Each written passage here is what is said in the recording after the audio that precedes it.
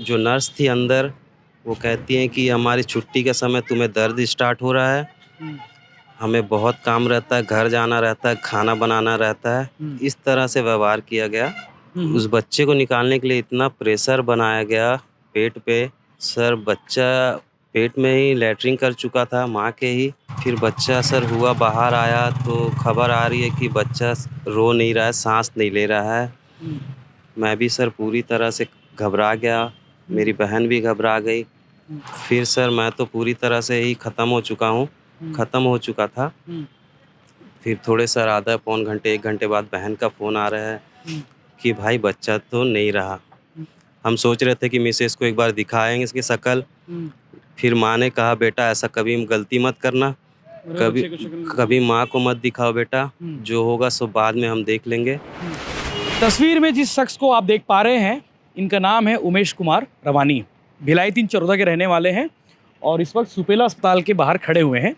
इनकी पत्नी जो है पिछले 4 दिनों से एडमिट है हॉस्पिटल में और ज़िंदगी और मौत के बीच में 2-3 दिन तक रही, लेकिन आज हालत स्थिर है।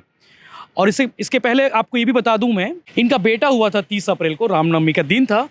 सब जुलूस निकाले हुए थे, पूरा देश जो है रामनवमी का उत्सव मना रहा था। और ये जो शख्स हैं उमेश कुमार, यहाँ पे एम्बुलेंस के पर बैठकर अपने बेटे के शव को लेकर बैठा हुआ था। बात करते हैं क्या कुछ है पूरी कहानी, क्योंकि आगे की कहानी आप जानेंगे तो शायद आपके पैरों तले ज़मीन खिसक जाएगी। जो लापरवाही यहाँ पे हुई है, जो सिस्टम की लापरवाही हुई है और जो अस्पताल वालों की लापरवाही हुई है, उस पर बात करेंगे। उमेश जी, पहले तो आप पूरे सीक्वेंस बताइए कि क्या कुछ हुआ था। आपने आरोप लगाया कि हॉस्पिटल प्रबंधन की लापरवाही से आपके बेटे की जान चली गई। आपकी पत्नी ज़िंदगी और मौत के बीच 3 दिन तक रही। क्या कुछ था? सर हम मिसेज़ को चरोदा में दिखा रहे थे, चरोदा बस्ती सरकारी में। हुँ, तो सोनोग्राफ़ी में वहाँ देखा गया, मैम ने कहा कि आपके बच्चे ने गले में नाल लपेटा हुआ है, हुँ, तो और इसका मुंडी भी थोड़ा ऊपर है। हम यहाँ नॉर्मली डिलीवरी करते हैं, हुँ, हम आपको सुपेला भेज रहे हैं। अगर ज़रूरत पड़ी तो वहाँ ऑपरेशन में हो जाएगा बच्चा, हुँ। इसलिए हम आपको सुपेला रेफ़र कर रहे ये कब रिफ़र किए? हैं। ये सर मंगल बुध की बात है सर। तारीख? 30 तारीख तो तारीख को तो यहाँ पे आ गए थे आप? जी सर, हुँ, 30 से पहले आ गए थे, हुँ, बुधवार 1-2 दिन यहाँ रहे। हुँ। जी सर, फिर? मंगल बुध की बात है सर ये। तो हम यहाँ आए, यहाँ एडमिट किया, मैम ने देखा, डॉक्टर ने देखा, उन्होंने देखा, नर्स ने देखा, ठीक है, एडमिट किया उन्होंने। हुँ। मिसेज़ को सर दर्द नहीं हो रहा था, टाइम तो हो चुका था, 9वाँ महीना कंप्लीट होने के लिए डिलीवरी 4-5 टाइम दिन, हो गया था? 5-6 दिन बचे थे 9वाँ महीना कंप्लीट होने के लिए। हुँ, दर्द नहीं हो रहा था लेकिन मिसेज़ को। हुँ, तो यहाँ दवाई दिया गया सर दिन में सुबह, फिर रात शाम को इंजेक्शन दिया गया। हुँ, फिर अगले दिन फिर स्टार्ट नहीं हुआ सर दर्द, हुँ, तो उन्हें मैं बाहर से मुझसे मँगाया गया इंजेक्शन, डबल डोज़ दिया गया। हुँ, फिर सर ये गुरुवार को उन्हें दर्द चालू हुआ कमर पे, हुँ, कमर में दर्द चालू हुआ धीरे-धीरे वो। फिर उन्होंने भी हिम्मत किया, अंदर गई वो कि अब बच्चे डिलीवरी का समय है। हुँ, सर गुरुवार की 7:30 समय है ये, हुँ, 7:30 बजे का। हुँ, मिसेज़ अंदर गई सर, मेरी बहन भी थी, हुँ, बहन भी गई। हुँ, अंदर गए तो जो नर्स थी अंदर, वो कहती हैं कि हमारी छुट्टी के समय तुम्हें दर्द स्टार्ट हो रहा है, हुँ, हमें बहुत काम रहता है, घर जाना रहता है, खाना बनाना रहता है। हुँ, इस तरह से व्यवहार किया गया हुँ, उस प्रेग्नेंट लेडीज़ मेरी मिसेज़ से सर। हुँ। पति फिर का नाम क्या है? संतोषी नाम है सर हुँ, पत्नी का। हुँ, फिर अब प्रोग्रेस चालू किया हुँ, नर्स ने। हुँ, पत्नी जितना हो सकता था अपने से कर रही थी, हुँ। जितना प्रेशर दे रही थी। पैर उठा सक रही थी, उठा रही थी। हुँ, लेकिन उसे और ज़ोर दिया जा रहा था कि पैर और उठाओ और उठाओ। हुँ, सर उस जिससे ज़्यादा उठ ही नहीं सकता था पैर। हुँ, बच्चा सर पौने 4 किलो के लगभग का था। हुँ, हुँ, हुँ, उस बच्चे को निकालने के लिए इतना प्रेशर बनाया गया पेट पे, हुँ, मिसेज़ को बहुत दर्द भी हुआ। हुँ, सर बच्चा पेट में ही लैट्रिन कर चुका था माँ के ही। हुँ, फिर उसे ले दे के चीरा-वीरा मार के निकाला गया बाहर। ऑपरेशन किया गया। ऑपरेशन नहीं किया गया सर, हाँ, बस काट के निकाला गया, ऑपरेशन नहीं हुआ है। वही तो ऑपरेशन होता है। नहीं सर, पूरा नहीं काटे हैं, सिर्फ़ अच्छा। हाँ, हुँ, जो नॉर्मल में ही थोड़ा बहुत काटते हैं, हुँ, उतना ही काट के निकाला हुँ, गया है। हुँ। जी। तो ऑपरेशन नहीं किए थे? नहीं सर, हुँ, ऑपरेशन नहीं किया गया है। हुँ, हुँ। फिर? फिर इसके बाद सर बोला गया कि हम्म, हमारी सिस्टर भी थी सर अंदर। हम्म, प्रेशर बहुत दिया गया पेट में, मिसेस को बहुत तकलीफ भी हुआ। हम्म, फिर बच्चा सर हुआ बाहर आया तो खबर आ रही है कि बच्चा रो नहीं रहा है, सांस नहीं ले रहा है। हम्म, मैं भी सर पूरी तरह से घबरा गया, मेरी बहन भी घबरा गई। हम्म, फिर हम्म, नर्स ने कहा कि 112 में लगाओ, इसे रिफ़र करना पड़ेगा। 104 में लगाओ, 102 में लगाओ। सर हम भी घबराए हुए थे। कहाँ हम रिफर करने वाले थे? दुर्ग रिफ़र करने वाले थे, दुर्ग। हम्म, तो हमें सर हम भी घबराते हुए इधर-उधर फ़ोन लगाने हम्म, लगे सर। हम्म, जबकि यहाँ हॉस्पिटल में सर 3-4 गाड़ी, 5 गाड़ी हमेशा खड़ी रहती है हम्म, चौबीसों घंटे हम्म, सर। फिर हम लगाए सर तो ले दे के यहीं की गाड़ी हमें दिया गया सर, हम्म, लेकिन उसमें ड्राइवर नहीं था। फिर ड्राइवर खोजने के लिए सर आधे घंटे बाद ड्राइवर आया इस गाड़ी में। हम्म, फिर ले दे के बहन बच्चे की लाश को लेके बैठी गाड़ी में। हम्म, तो गाड़ी में बच्चे को ऑक्सीजन नहीं मिल रहा है, यहाँ बोली नर्स, और साँस नहीं ले रहा है बच्चा और रो नहीं रहा है। हम्म, तो हम रिफ़र कर रहे हैं। हम्म, गाड़ी में बहन लेके बैठी, हम्म, एक आया भी थी गाड़ी में। गाड़ी में ऑक्सीजन का कोई व्यवस्था नहीं थी सर। हम्म, वैन यहाँ से वैसे ही निकली। हम्म, फिर थोड़ी देर बाद वैन वापस आई, उसमें ऑक्सीजन सिलेंडर चढ़ाया गया। हम्म, सिलेंडर को हमारी बहन पकड़ी हुई थी हम्म, और आया ने मास्क लगाया बच्चे को, और फिर उन लोग यहाँ से गए हम्म, दुर्ग। हम्म, फिर सर मैं तो पूरी तरह से ही ख़त्म हो चुका हूँ, हम्म, ख़त्म हो चुका था। हम्म, फिर थोड़े सर आधा पौन घंटे 1 घंटे बाद बहन का फ़ोन आ रहा है हम्म, कि भाई बच्चा तो नहीं रहा। हम्म। बस सर ये इसके तारीख बाद कब की थी?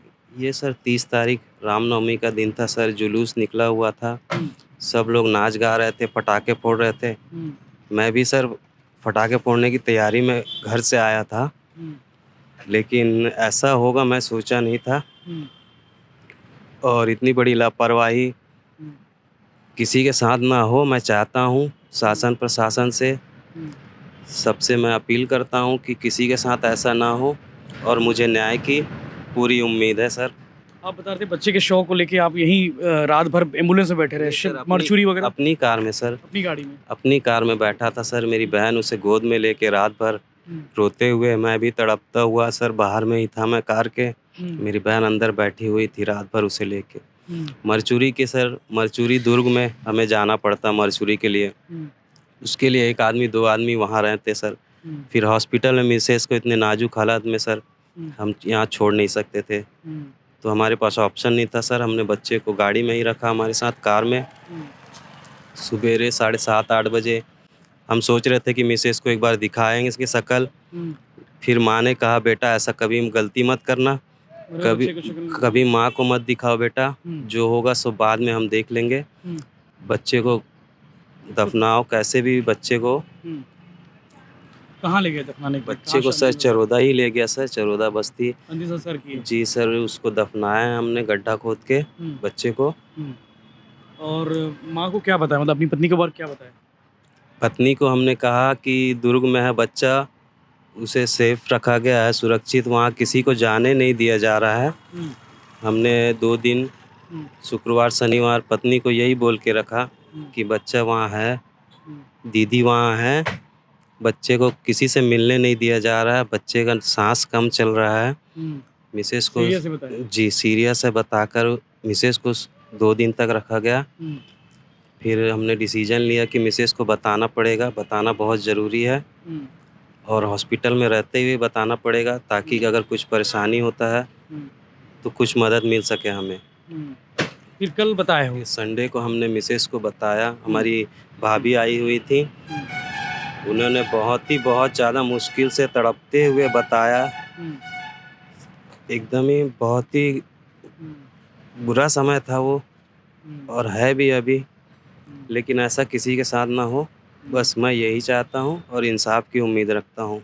हम्म। बस। कोई आपने कोई लेटर लिखा कि इसकी जांच होनी चाहिए नहीं इस सर, मामले हमने की? तो मैं कलेक्टर साहब के पास भी जाऊँगा। हम्म। अभी मिसेस के लिए कोई नहीं है देखने के लिए, इसीलिए मैं नहीं जा पा अभी रहा उनकी हूँ। तबीयत कैसी, मतलब क्या हुआ, मतलब मिसेस और कुछ अभी और तो नहीं हुआ प्रॉब्लम? अभी तो ठीक थी, लेकिन अभी जैसे हमने उन्हें बताया उनका बीपी लो होने लगा। हम्म, दवाई-ववाई दे रहे हैं, उनके छाती में भी दर्द हो रहा है, हम्म, पैर पैर बहुत दर्द हो रहा है। हम्म। जी। बहुत वो चल फिर कुछ नहीं पा रही हैं। बहुत मुश्किल से वो बाथरूम में भी एक बेहोश हो गई थी एक दिन, उन्हें ब्लड भी चढ़ाया गया है। जी। ठीक है। तो इनकी कहानी आपने सुनी, उमेश कुमार जो हैं बता रहे हैं, पूरी कहानी बताया कि आखिर क्या-क्या हुआ था। 30 अप्रैल को यहाँ पे डिलीवरी हुई, डिलीवरी के बाद बच्चे की मौत हो जाती है। बच्चे की मौत होने के बाद अपने बेटे को लेकर जो है उमेश और अपनी बहन के साथ जो है यहीं पर रात भर बिताया शव को लेकर, क्योंकि यहाँ पे मरचुरी की व्यवस्था नहीं है और दुर्ग जिला अस्पताल में है, लेकिन ये अपनी पत्नी को यहाँ से छोड़ना भी 1% के लिए सही नहीं समझा। फिलहाल इस मामले की जाँच की माँग उन्होंने की है और लेटर-वेटर लिखेंगे करके उन्होंने कहा है। लेकिन इस तरह की लापरवाही, इनका ये कहना है कि इस तरह की जो लापरवाही इनके साथ हुई है, वो किसी और माँ के साथ ना हो, वो किसी और पिता के साथ ना हो, वो किसी और बच्चे के साथ ना हो। रामनवमी के दिन उन्होंने अपने बेटे को खोया है, तो ये चाहते हैं कि इस तरह की जो लापरवाही है और कभी ना हो। इस तरह के बाकी अपडेट्स के लिए बने रहिए भिलाई टीवी के साथ में। हम इन्हें न्याय दिलाने की पूरी कोशिश करेंगे। पूरी कोशिश ये भी करेंगे कि इस मामले की जाँच हो, इस मामले की जो इस मामले में संबंधित है उनके खिलाफ में कार्रवाई भी हो। धन्यवाद। नाम करके बताओ। संतोषी रवानी। क्या हुआ था आपके साथ, क्या हुआ?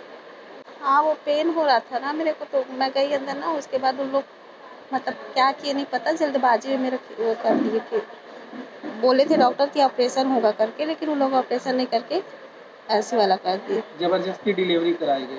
पेट पे हाँ, जोर-जोर से पहले दबाया गया। बोले थे कि नहीं हो पाएगा, सिर ऊपर है करके। फिर पेन हुआ तो मैं गई अंदर, तो वैसे किए। उसके बाद